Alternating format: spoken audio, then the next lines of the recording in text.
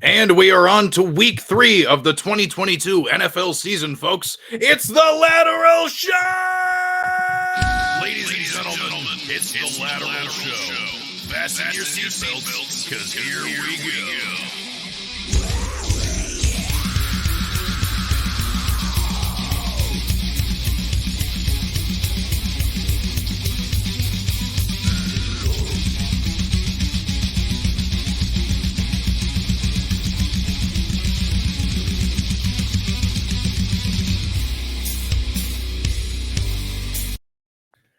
We did it. We are back at it again with another edition of the Lateral Show, a sideways look at fantasy football. You can follow me on Twitter at Herms NFL. You can follow him on Twitter at McLateral FF or at Mac McMillan ATL. And you can follow the show on Twitter at the Lateral FF. This is a Fantasy Six Pack production. If you are watching this video on YouTube, please hit like, please hit subscribe. It would mean a ton to us. So I don't know. But only one or the other. Don't hit both. Hitting both sets off a chain reaction that we just do not want. I've never. So is it one of those kinds of things where, like, what is it? Farting and sneezing at the same time? The kind of potential danger at that? Because isn't that a thing that, like, when you were a kid, they'd be like, well, if you that's a harbinger of the apocalypse. Yes. Yeah. So there you go. Yeah. So just don't subscribe at the same time unless you want the world to end. But before we get into anything else, just once again, if you want to sign up on the website for an all-access pass to everything, fantasysixpack.net/plans. That is including the DFS tools, access to the Discord community, and the award-winning rankings on the website.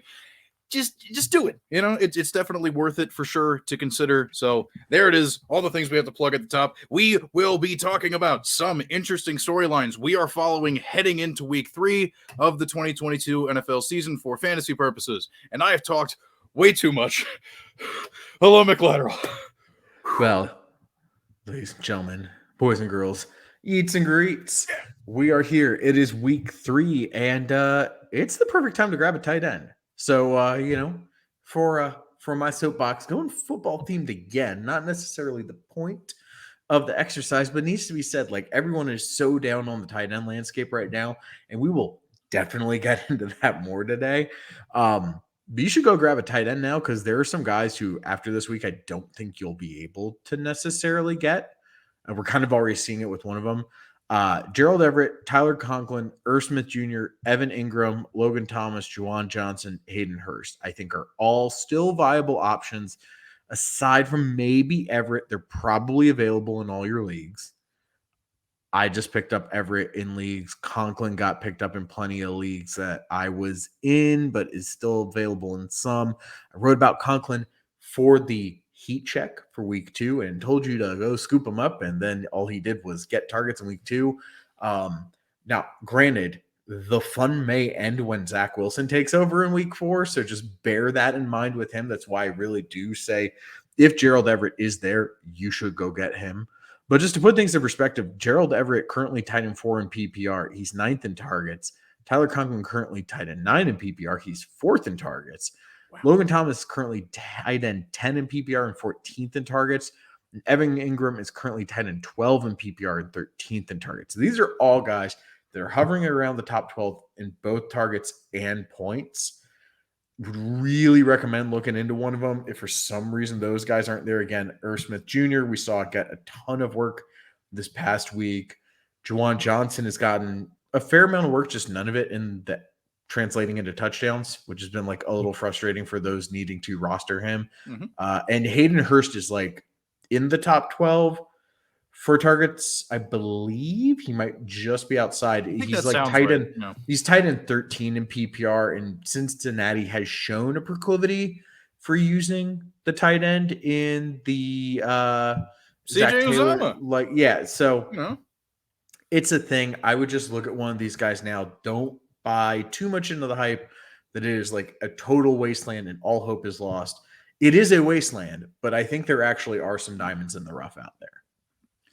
And, we've talked about it a bunch on this podcast before about how, the big researchy project thing that I did into the tight ends over the last however many years, around a quarter of the top 12 at the end of the year are people that were ranked outside of the top 12 to begin the season. And you've just listed off a name of guys that were all, if I remember correctly, ranked outside that. And the order in which you mentioned them is probably the order in which I would be looking at them personally. Gerald Everett, Tyler Conklin, and Irv Smith. Probably my top three, though. The other ones, Johnson, Thomas, definitely ones to consider. But like, I'll tell you, anywhere I've needed a tight end, I scooped either Conklin or Everett. It was mostly Conklin, just because Everett, like you kind of said, like maybe we're a little too late to that. But yeah, this is kind of the week that if you haven't figured that out yet, you should probably do that now before it's a little bit too late. Because I mean, I can guarantee you will not get Gerald Everett after this week if he has another good game. And then with some of these guys like Conklin, if you get them now, you can stash them. And if you get lucky, then boom, you're in the clear. Otherwise, again, if he has another good week, it's going to come down to your fab bid or your waiver order. Like, people will go for him. Yeah. So, you got to be, if you weren't this past week ahead of the curve, you have one more opportunity to technically be quote unquote ahead of the curve before it's a little bit too late. And that leads me into my brief soapbox moment. Just don't be afraid to be aggressive. Like there are a lot of kind of unfortunate, weird things that have gone on in these past 2 weeks. Don't overreact to anything that's happened in these 2 weeks. But if there's something just like, wow, I didn't see that coming, that you believe has a statistical reason behind it to continue working out, then do it. Waiting too long to be confident in something is exactly how you end up in the position that you just outlined. And I just want to encourage people to make sure that if they're seeing something that kind of piques their interest, to go for it. My example from behind the paywall, which, again, fantasy sex pack, not net slash plans. Woohoo. If you were able to read the entire thing, I mentioned briefly Richie James of the New York Giants. He's neck and neck with Sterling Shepard for targets. I don't understand why that offense won't commit to Kadarius Toney being utilized, because whenever he gets the ball, boom, he's, explosive for sure. And then Kenny Golladay is just a walking bag of money that doesn't really feel like, doing too much. We're not positive he's still on the team, right? I don't know. So because I saw a tweet from one of the beat reporters being like, when they came back for the interview portion, his locker was completely empty. I mean, as far as I know, he's still on the team, but like, yuck.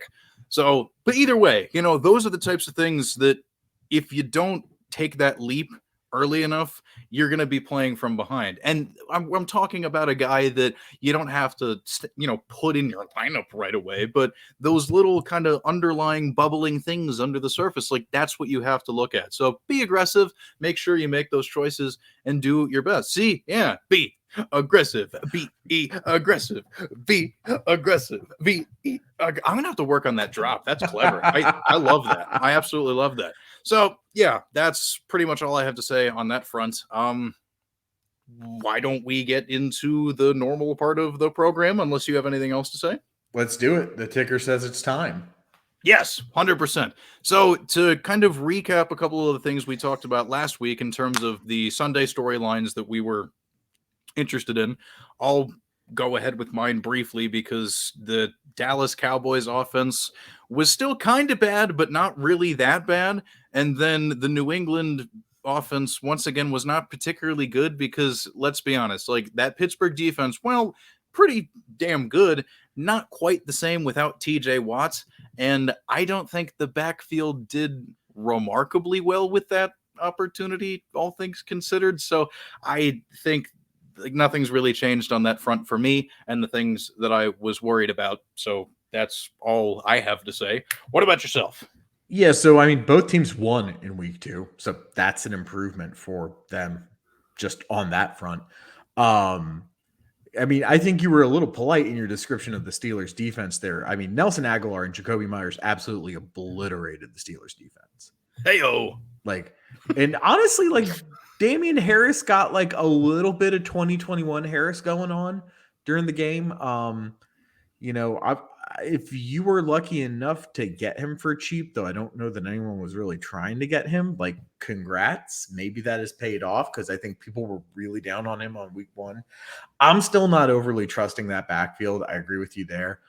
And I'm not trusting Nelson Aguilar. I just don't see that necessarily being sustainable given what we've seen so far in the sample size It's a of big this play. offense with Mac Jones. Big play, touchdown.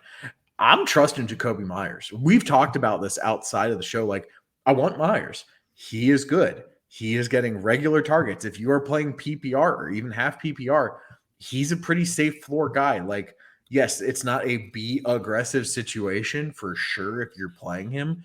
His touchdown equity remains pretty low. But man, if you're like taking shots with some other guys and being aggressive there, Myers could be a great counterbalance for, someone playing like an AJ Dillon or a Travis Etienne, for example, where you're like kind of hoping for a bit of breakout going on. You're putting them in your RB2 spot. And so then for like your flex, maybe you got Myers just being a little safe if you have to go that route.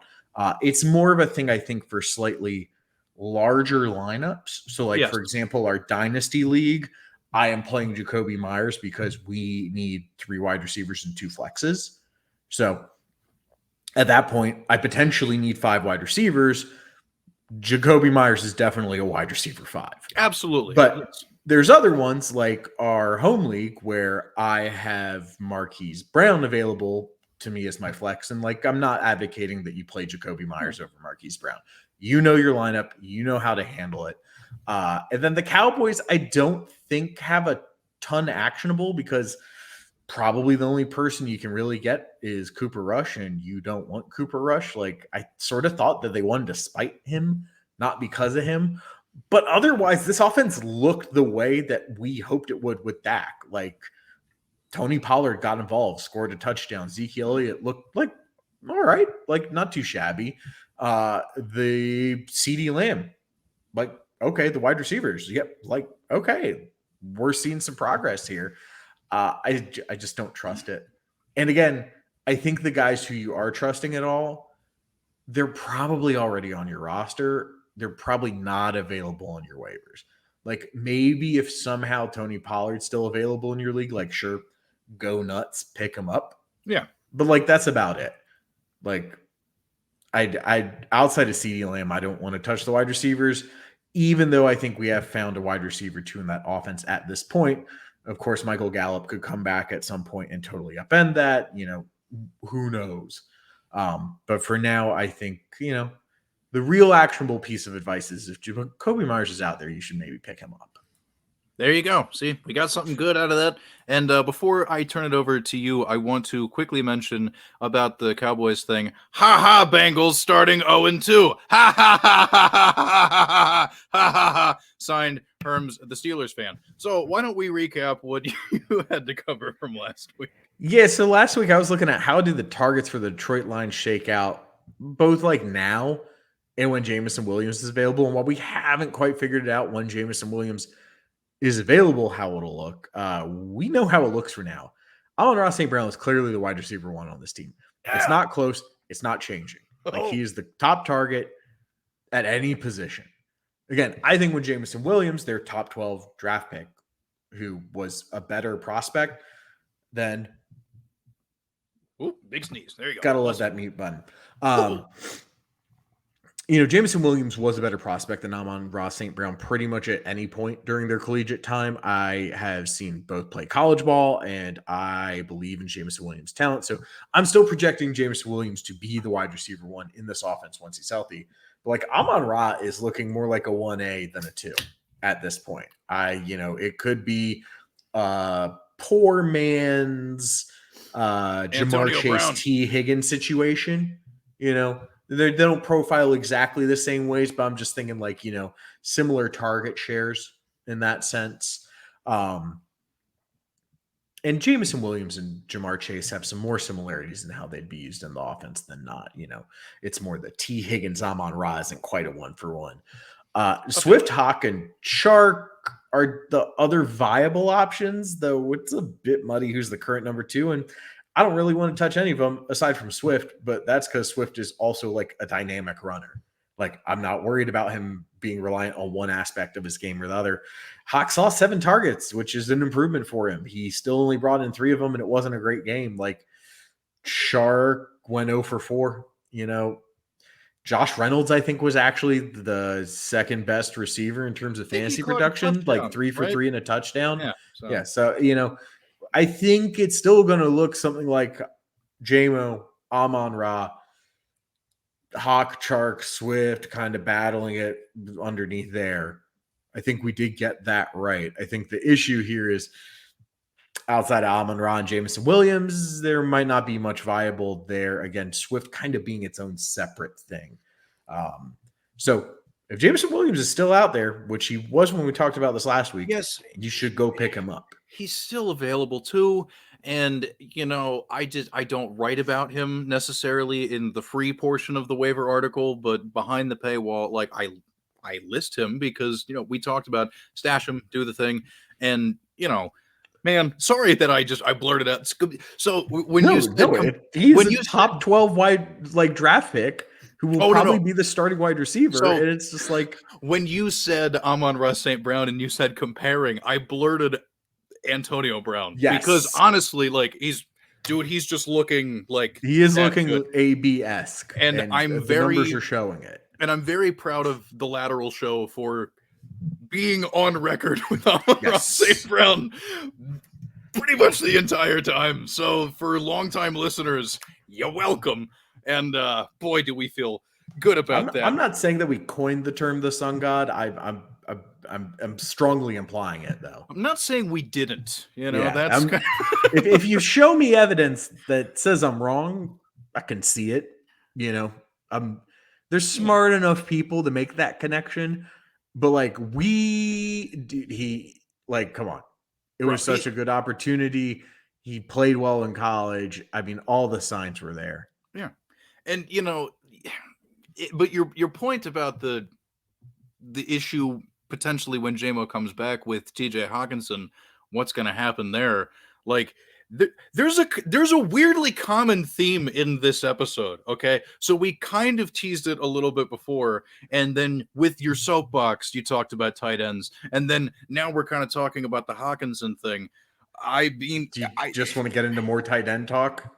So I'll start with my big storyline for the week 3 Sunday storylines, because if you're nervous about your tight end, we talked about the pivot guys that you can go to, an Irv Smith, a Tyler Conklin, a Gerald Everett, whatever. You may end up being in that boat with TJ Hawkinson at some point. I don't know. Think about it. But the person that you're not really going to be in that boat with is Kyle Pitts. I am sick of the whole conversation around Kyle Pitts because, yes, I understand. Is it the start that you wanted to this season? Absolutely not. 10 targets, 38 receiving yards, a total of 7.8 PPR points, and he is the tight end 35. He's averaging 2 catches a game. Yeah, sure, this sucks, okay? It does. But this is what happens with tight ends, right? Sometimes it's just wonky like that, particularly with a guy like Drake London in that offense drawing a lot of attention. Through 2 weeks, Drake London boasts a robust 34.5% target share, twice as many raw targets as Pitts with 20, and a whopping 36.7% of the Falcons' air yards, according to 4for4. The other kind of complicating thing here... By the way, quick aside. Yes. This wide receiver draft class that we all said was going to be pretty good, it's panning out to be pretty good. I mean, dude. Drake London looks really good. Garrett Wilson finally balled out last week. Chris Olave is definitely trending up and didn't start out that low. Jahan Dotson had a great week 1 and a pretty good week. The only one I think that hasn't really performed is Jameson Williams because he's injured. Yeah. So, yeah, rookie receivers, man. Okay. And that every year in redraft, they're always the cheapest, highest upside thing that you can do because the uncertainty of the whatever, keep that tucked away. I think we mentioned that earlier in the offseason, but we digress. When Marcus Mariota throws the ball to either of them, PFF has this really cool thing where it looks at the QB rating on those, throws and whatnot. Marcus Mariota's QB rating when targeting London is 117.8. It is 51.3 when he targets Kyle Pitts. So, That's before. Yeah. So like, that's just the base level of the thing that I kind of have to talk about here. I have a whole other thing that I'm going to save for a little bit, but let's just pause briefly in the middle of my rant to talk about, like, this is kind of a Mariota thing in a way. little bit. Like, again, the quality of target clearly isn't there. And like, it's like 33rd amongst tight ends per player profiler. It's bad. I mean, keep in mind, there's only 32 teams. Yeah. On the other hand, like, Mariota has looked surprisingly competent. And we're going to get into that, I think, a little more when we get into my storyline. But like, I think the real issue, and we have talked about this, and I've tweeted a little bit about it, is that Kyle Pitts is a tight end. He's not a wide receiver. We want to pretend that he's a wide receiver because he's insanely talented and he's built like a literal house. But he's a tight end. They're using him like a tight end. They're giving him poor quality targets. He's not getting a ton of them. And he's lining up inside. Like, I think you pointed out earlier, he's lining out wide, like what? Oh, I'll get into that. Yes. I'll get into that. It's we set such a high bar for him. There was no way he was going to clear it. That's the problem. Viewers, listeners, like, why are you nervous about Kyle Pitts? Because among tight ends, honestly, he's not really doing that bad. It's important to look at some of the underlying metrics in terms of just like, well, maybe it's a slow start. Can he get better? I think it indicates, yes, 9th in air yards per game among tight ends, 4th in team percentage of air yards, nearly a quarter among tight ends, and 7th in route participation percentage among tight ends. Among tight ends. I'm going to say it one more time. Among tight ends, because he's, like you said, like he's a tight end. The refrain that we hear is, it's like, oh, he's basically just a wide receiver playing. It's like, no, but he's not. I think it's officially time to bury that. He's not basically a wide receiver.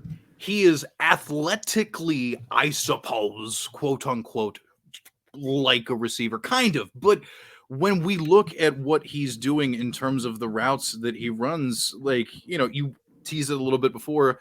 Another really cool thing about PFF, they tell us, okay? They tell us where these players line up in all of their routes. So far, Pitts has run a receiving route 57 times this season, okay? That's one fewer than Drake London at 58. So it's like, they're out there doing the thing on the field, same time, whatever. 18 of his routes are wide routes. That is 31.4% of the time. That's not like a wide receiver. Now, is it? Not a lot of tight ends do that either. I looked it up. Travis Kelce does it 41.7% of the time. That's pretty crazy. And the next closest guy in this category is Tyler Higbee on the Rams. And that's only 27.4% of the time. So, like, that's not all that dissimilar to what Kyle Pitts is doing, because both Higbee and Pitts are tight ends. Like, it's just, And we might have been wrong about both of them, because I was definitely too high on Pitts and too low on Higbee. I don't want to buy into Higbee. I just don't see it, but he's clearly producing, and I was just wrong. Yeah. And, I definitely was too. And, but these are the things that we have to consider. Now, before anybody, because I can hear people yelling at me through my headphones already from the future, but Herms, what about the... Okay, I hear you. Slot routes are technically a wide receiver job, right? We can both agree on that. Yes. There are we do not slot shame on this podcast. Of course. Come on, anti-slot shaming. Yes, very, very important. We have to embrace this just as a community. That is a thing that a lot of tight ends do, running slot routes. That it's not particularly uncommon by any means, right? Kyle Pitts, 29 of his routes from the slot. So, like, okay, that's more. That's definitely more than what he's doing out wide. But I looked in this same category to build, the full scope of the case needed here. Zach Ertz leads this category with 48. Of his personal routes that he's running, 57.1% of those are coming from the slot, okay? Mark Andrews, 69.4% of his routes are coming from the slot. Nice. Darren Waller, 62.3. Kyle Pitts ranks 22nd in this measure, 41.1% of the time. All right, so he's a tight end. If you grade Kyle Pitts on a curve against the position that he's playing, it's alarming, but it's not so bad to the point where. So here's my point, because I have to calm down. You're not dropping him because why? You're not. If you want to, he still got 7 targets in one game. Like, you don't just drop that. Yeah. So we have to grade him against the position that he plays. The panic is relative to this idea that he's a wide receiver. We have to stop doing that because it's damaging to our brains. And the last thing I'll say before I turn it over to you is dynasty brain and redraft brain mixing, not really that good of an idea, because on average, I can't remember this. I read this article like 2 years ago. I can't even remember where it's from. I'm sure if you want to look it up, viewer / listener, you can probably find it. But tight ends, it's about reading this podcast. Of course, yes. We'll have to put up captions. But 3 or 4 years in the league is about how long it takes for tight ends to really develop and do the thing. If Kyle Pitts is playing tight end, which he is, obviously, he's not doing that bad for a second-year tight end, okay? So, dynasty tight end 1, yes, you can make that argument for sure. But I think we've all fucked up in putting him a little bit too high in redraft rankings the last 2 years, especially this year. This year. So, again, like I said, I have to calm down. So... Well, let's talk about something much less exciting, which is rookie quarterbacks. And so my storyline that I'm looking at is which rookie quarterback will become the first one to be fantasy relevant. And should you add any of them now? And the reason I'm bringing this up is because Malik Willis became our first rookie quarterback to go into a game this year. What did we say? Towards the end of the third quarter, this is true. We definitely did call the shot. We definitely also thought it was going to come around like week 8 or something. Yeah. Not Details. week 2.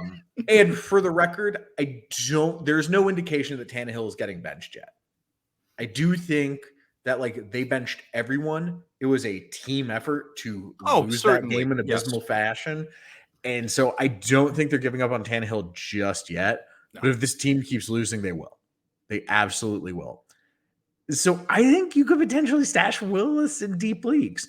I'm talking 7 to 8 bench spots, or more if you have them. If you're at 6 bench spots, maybe, but at that point, I think you probably have wide receivers and running backs that are more valuable to hold on to. Yeah. I'd even say potentially one of the tight ends we just talked about. If you wanted to stash one of them, I'd rather you're ahead of the curve. I'd rather do that. Because I do think Tannehill will play in week 3. Willis didn't look super good as part of it. It's not like he went out there and won the job. Yeah. And it was the Bills. It was tough. Yeah, it was late. But even he was against the Bills. He know. got all of 3 drives. It was really tough. He still looked decent with his legs. And he was out there with second stringers as well. He wasn't running with Derrick Henry. He was running with Deshaun Haskins. I do think he is actually going to become the starter at some point this season. I mean, unless Tennessee really turns this around, which doesn't seem like they will. And he had serious value with his legs. So again, I think you can start to look at stashing him. I think you definitely need the bench depth to do it, though.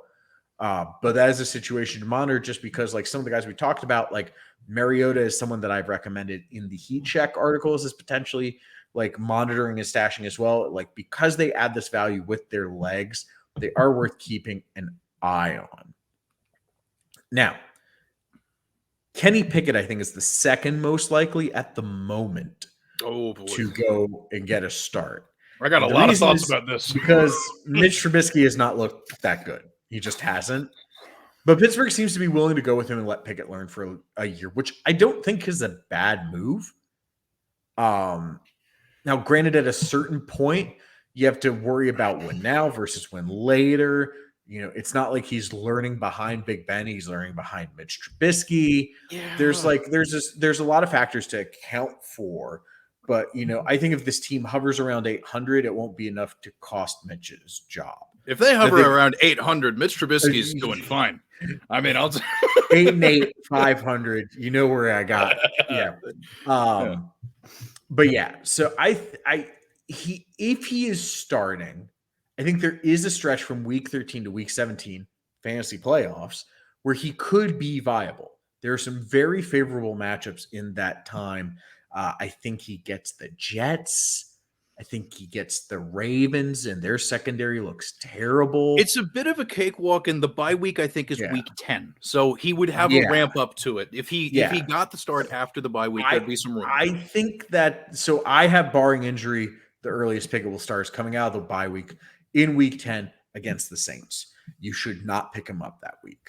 I do not think that will go well. I still fairly believe in this Saints team, though – they're looking a little shaky, but first rookie start against them is not something I'm dying to sign up for. Again, I would be eyeing him for this week 13 to week 17 stretch, and I would wait as long as you can before picking him up. All right.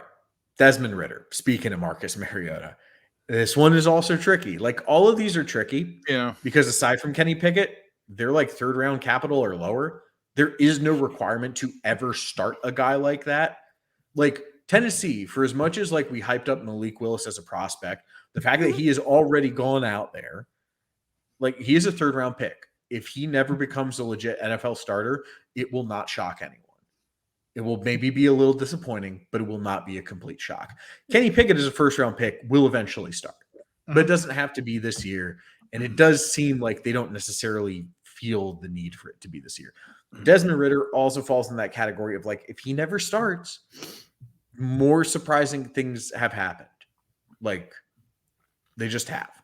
So Smith also seems to like Mariota, and I think he's going to stick with him for as long as he can. Yeah. Atlanta has been more competitive than we've expected. They've basically held their own against two playoff caliber teams, barely lost to both. I think the Saints matchup was a bit closer than the Rams one, even though it came down to the end. Box scores are pretty similar. The Rams kind of blew it more towards the end, in my opinion. Definitely. And the issue is Mariota is probably capping Atlanta's ceiling, but not noticeably enough to get benched. If this team is living up to its own internal expectations, I don't think Marcus Mariota at this point has done anything to merit getting benched. No. So you can't stash Ridder yet.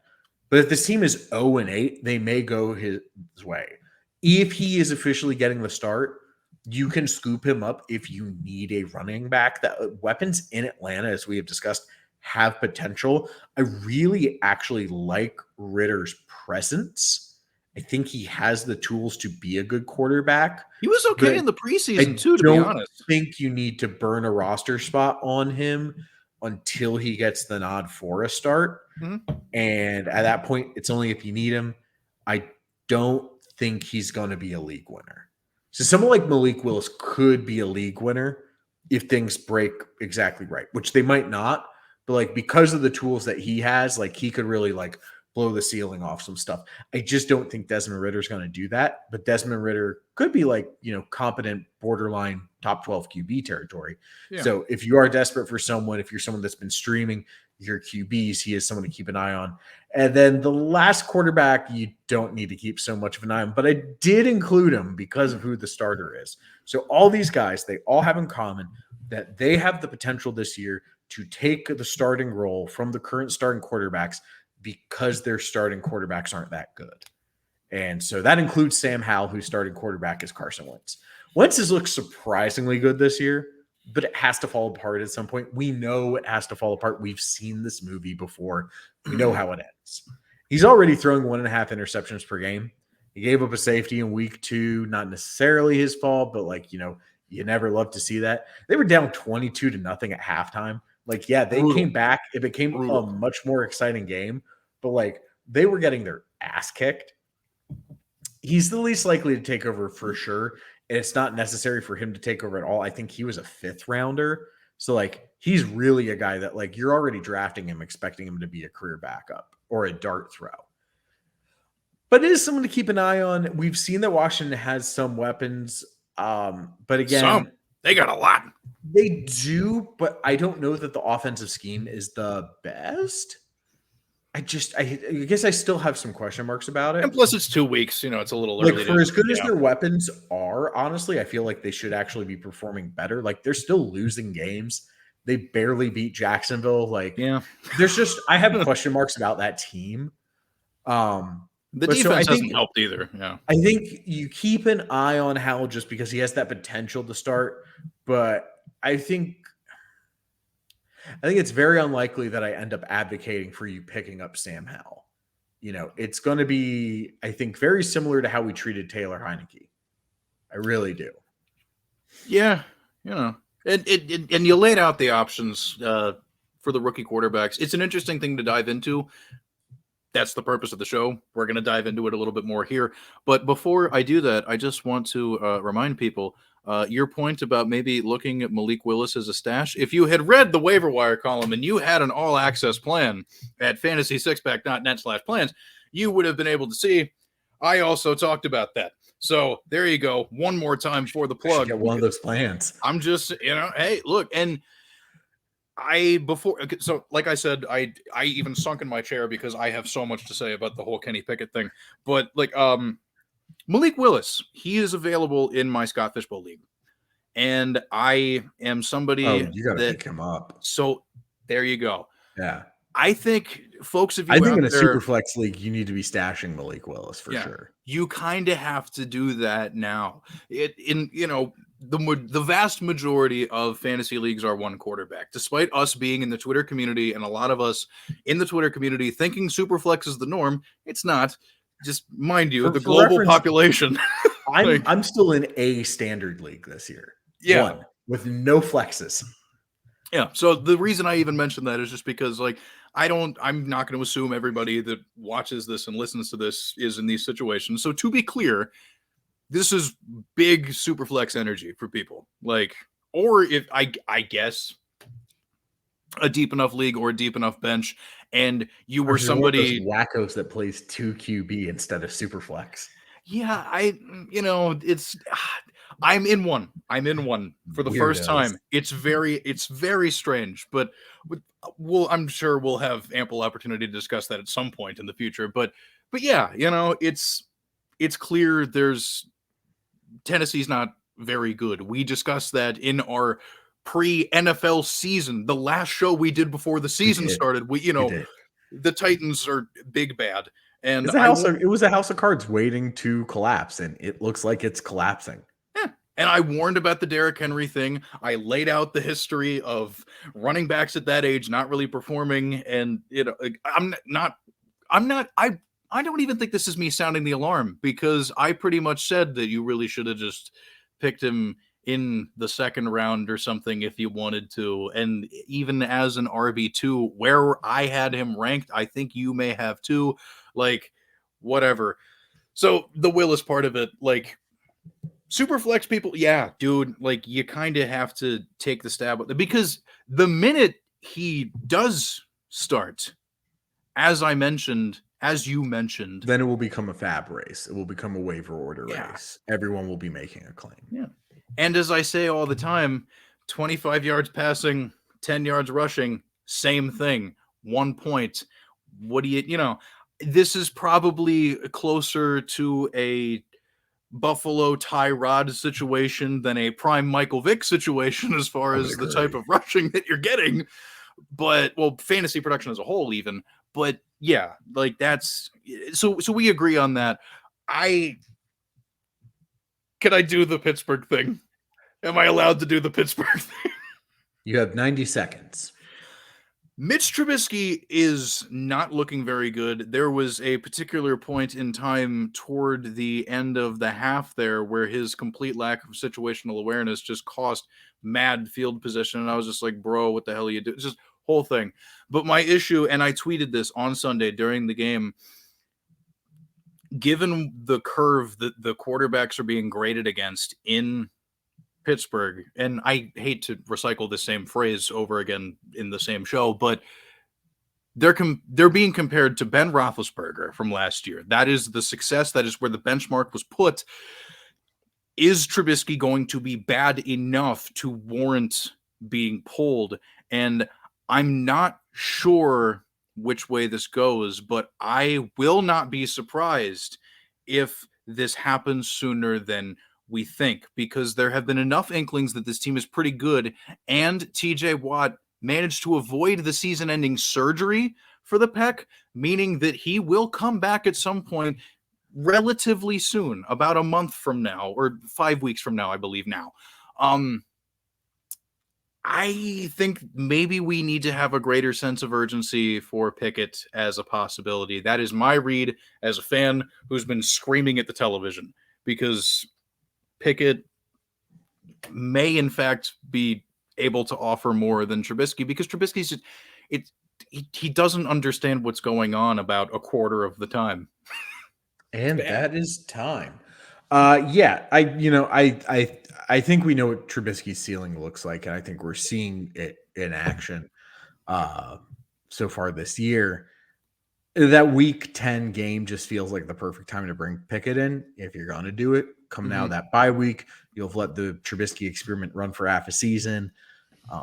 So I get the urgency. I'm still like, I don't think you need to bite until after that point, even if he starts sooner, because I think it's going to be a bit of a rough start. I think he's going to like have some growing pains. I have a hard time believing that to some degree, though, just because the version of the offense that they put out for Pickett in all of the preseason, and I heard what I said in the preseason. Preseason games don't count. But here's the thing: the version of the offense that they installed when he was out there does, and it was different. It was a lot more simple, quick read, do the thing, dink and dunk down the field to get there. And if they move to Pickett, there are going to be things that change a little bit in terms of the mechanisms of the offense and, you know, the pattern of calls that you're going to be going through on your play sheet. So I don't think it's the worst idea in the world to trust him in a Superflex league. Again, we're talking Superflex. Okay, you know, when he gets this job, because he was efficient with it.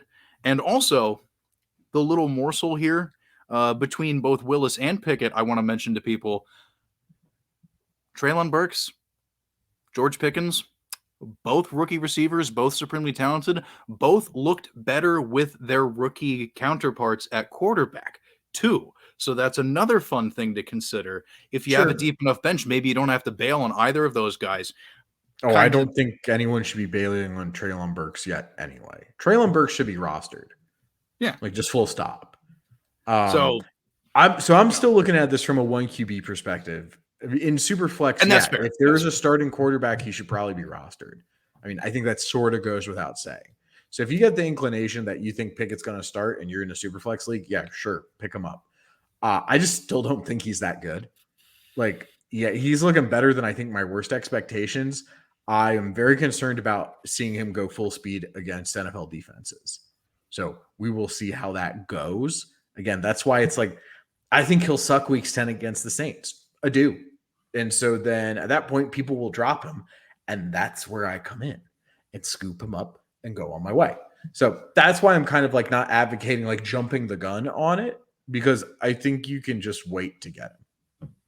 But then it kind of brings me to a question of, because I mean, you opened the door, I'm opening it a little bit more. Do either of them, Willis or Pickett, need to be considered in any sort of urgent fashion in one quarterback at all? Yeah, actually, I think there are one quarterback leagues. If your bench is deep enough, you should stash Malik Willis because of the rushing upside he gives you. Again, I think 7 to 8 bench spots is the sweet spot for that. If you do not have that many, you should not do it. Otherwise, it's just a monitor. And then if he gets the start, try and scoop him up. All right. You kind of mentioned it before. Glad we kind of got that, clarification a little bit out there. Another one to note, even though you said pre-recording, not necessarily, doesn't fit into the box of rookie quarterbacks, but Mac Jones's back injury, if anything were to be super wrong with it and he had to miss time, just a freebie. We don't have to talk too long about it. Does Bailey Zappi interest you at all? No. Superflex. Again, I think at that point it follows the rule of if it's a starting quarterback in Superflex, you should probably be rostering him. But I mean, even in your lineup in a Superflex, I probably wouldn't start him the first week I have him on my bench. Okay, because I think because kind of the reason I asked, it's not a good offense. That's the thing for me. It's not that good an offense, and I don't think he elevates it in any way.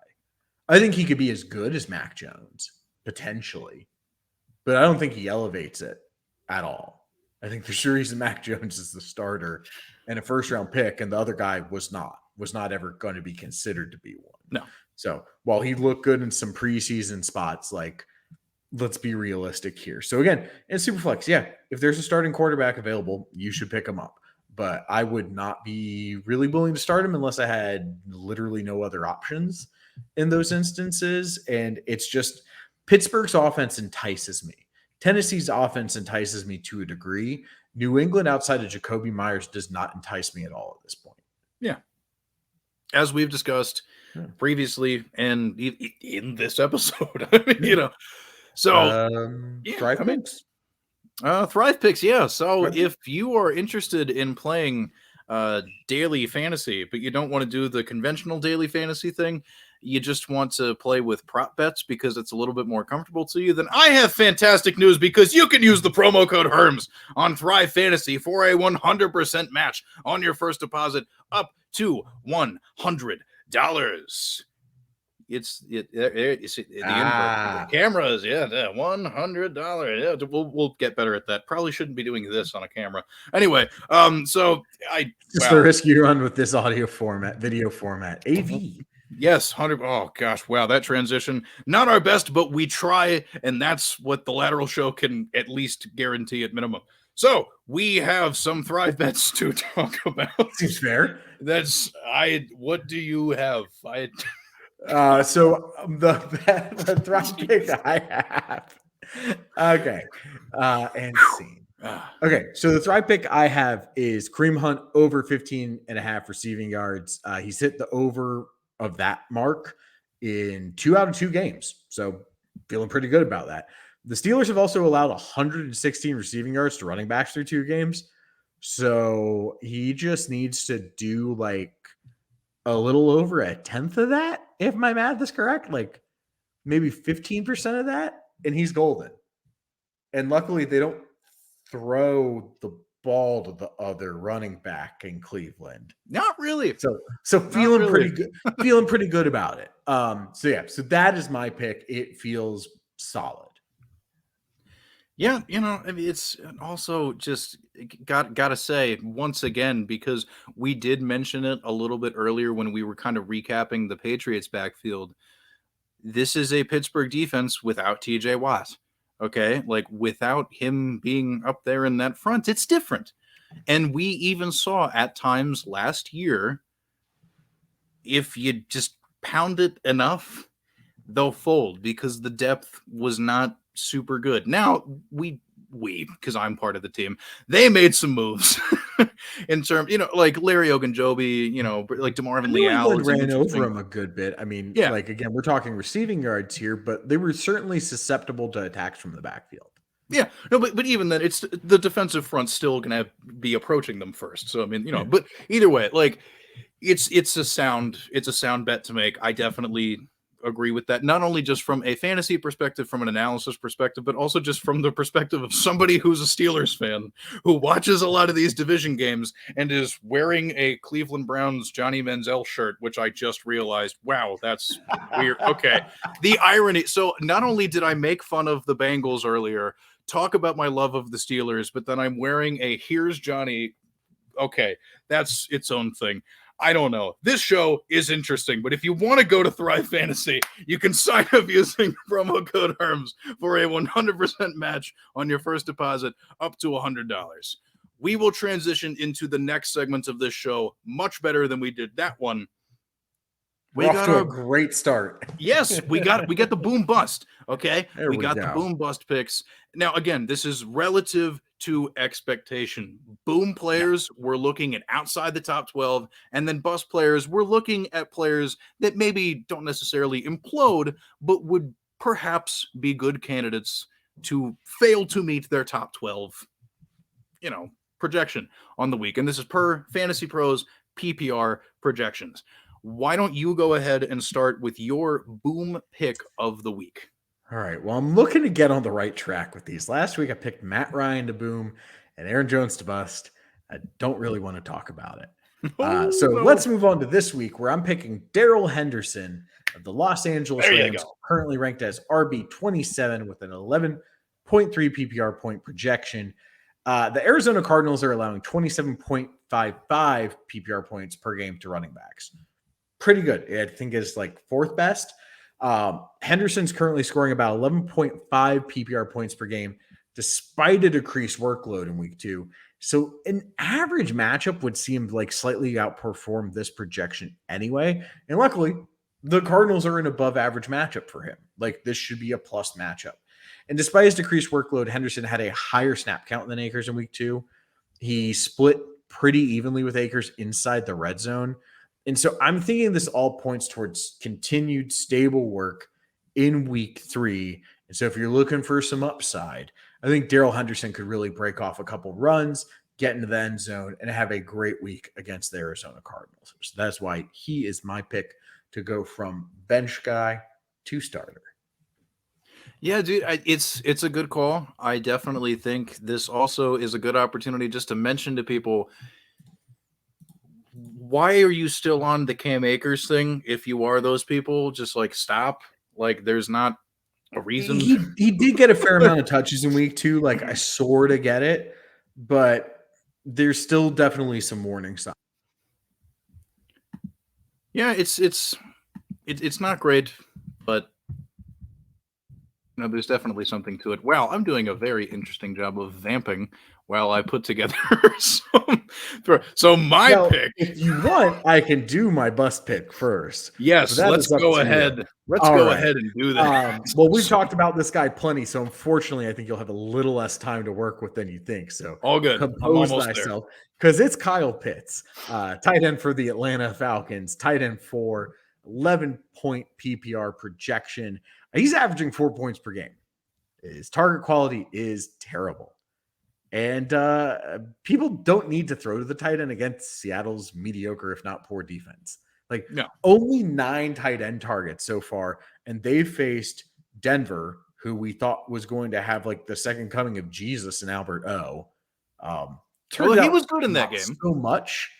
And then Ross Dwelly, I want to say, when my Niners played him. Dwelly was the one that got that touchdown, right? Not that sounds right. Warner? Yeah. Okay.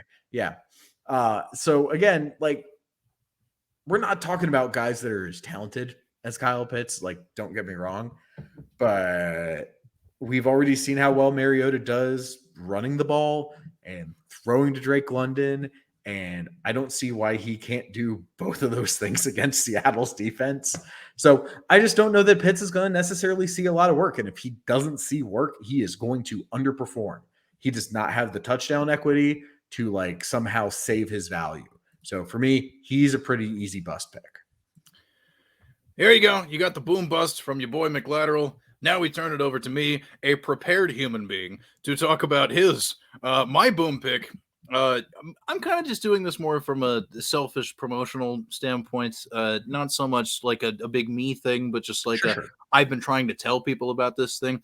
Greg Dortch, Arizona Cardinals. All right. This guy through these 2 weeks, right? Because Rondale Moore is out. He has a hamstring injury, and there was a report, I believe it was from Jeremy Fowler. I don't know if he got it first or whoever did, but we've heard Rondale Moore is going to be out for an extended period of time. when Rondale Moore comes back, who knows what this is going to look like for Greg Dortch. When DeAndre Hopkins inevitably comes back from his suspension, who knows what this looks like. But as long as all of this continues working out, Dortch is winning the battle for being the wide receiver 2 in Arizona. Per 4-for-4, doing great. Greg Dortch is 83. Forge for Dortch? Yeah, Forge for Dortch. He sits at an 83.8% route participation rate percentage. That sounded good too. AJ Green at 75.8. So Dortch is clearly winning the battle for being the wide receiver 2 out there. And even though he saw fewer targets in week 2 as he did in week 1, he found the end zone. Okay. He's wide receiver 22 on the season, so 21 on the season so far. Wonderful. And he is projected to score 8.1 points. And I noticed even on ESPN, their projections, because I have him on a few benches, I think he's only projected like 4 point something. So it's just like, I'm kind of just saying this to remind people, as long as Rondale Moore is out, Greg Dortch still widely available and also probably going to be able to hit the over on that. And I say probably at, 8.1 for, we'll see, but that role out of the slot doing the thing for the Cardinals, pretty good, especially with how good Kyler Murray's been looking, especially at the end of that game. Did you see, dude, that that stand they had in the red zone? Bro, that was impressive as hell. I got to, man. No, I mean, like, Dortch is clearly having like a career moment here. He's really seizing it. I worry a little about his target share, but he's getting opportunity. Like 9 targets, 7 receptions week 1, 4 targets, 4 receptions week 2. Yeah. Okay. Like you have my attention. I think he is someone that people need to be looking at. And the Rams have certainly given up some points, given up some receiving yards. So yeah, I think it's a solid call. Yeah. It's just something to think about for sure. And then for my bust pick, it's tough. I didn't really come up with a good one per se, but I, again, kind of just bring this up more as a public service announcement to people. So don't bench this guy because that would be very dumb. But Austin Eckler, not really running the ball a lot. That's something that I want to highlight before the end of this show. 36 yards rushing in week 1, 39 in week 2 on that Thursday night game against the Chiefs. Both games, 14 attempts. A lot of what he's been able to do so far is because he's a good pass catcher. I don't think that's going to go away. That it's against Jacksonville. It's not the toughest front in the world. Like, he'll be fine. Throw him out there. But I'm kind of nervous about it because I know that even he mentioned in the offseason, like, hey, I really want to find an RB2 to help, do some stuff and clean up the workload with me. I didn't know that meant he wasn't going to run for yards anymore. I mean, come on. Like, he has been a little frustrating. Maybe adjust expectations for Eckler a little bit. It kind of has me shook. Well, I know that obviously these are very different teams that he played against, but if it makes you feel any better, in his last 2 games where he played against Jacksonville, because unfortunately he was on injured reserve for the most recent one. Yeah. 10 attempts for 42 yards, 5 targets, 5 receptions, 2 touchdowns, and 8 attempts for 101 yards, 5 targets, 4 receptions, and a touchdown. Like, pretty good production. It's like, I get where you're coming from. I saw that when I was looking through to like possibly land on the guys I was going to go with. Yeah, there's a real problem there. I think it's worth mentioning. Ultimately, I think he's still getting enough work that as long as like he can kind of turn the corner, maybe get a little more efficient, maybe something's just not quite clicking, he'll be okay. But I get why you're calling it out. I think it is important. Yeah, because, I mean, also just important to mention, 9 receptions for 55 yards last week against Kansas City got him to the 18 points that he is about projected for, with 18.4 here. And that was without Keenan Allen. So just, I would expect that target share to decrease. So, but I'm hoping that his rushing efficiency will increase, and maybe he finds the end zone, which he's been struggling a little bit with.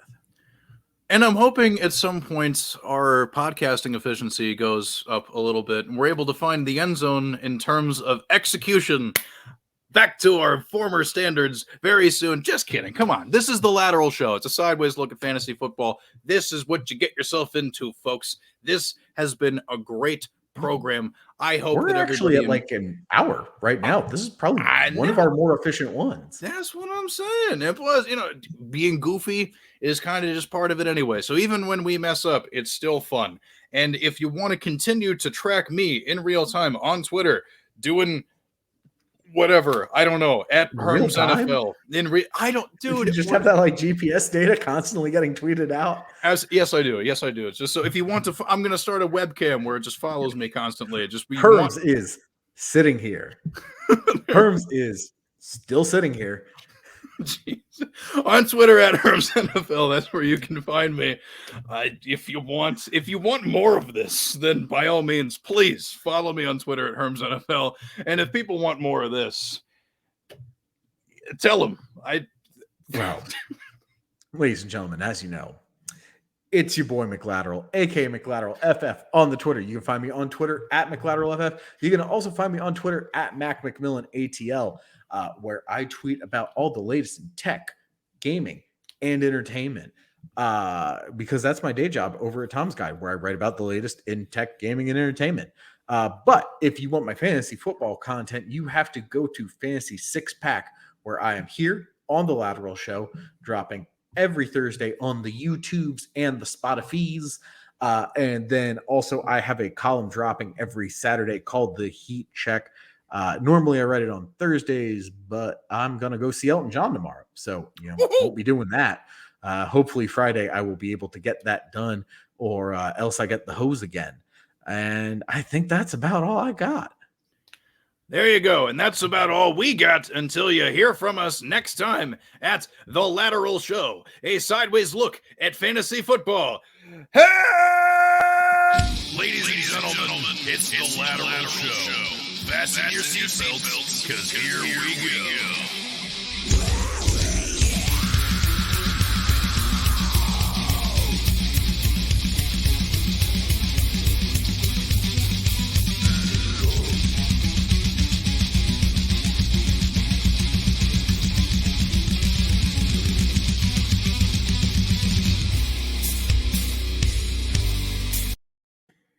Oh, we are definitely getting fired, aren't we? That's happening.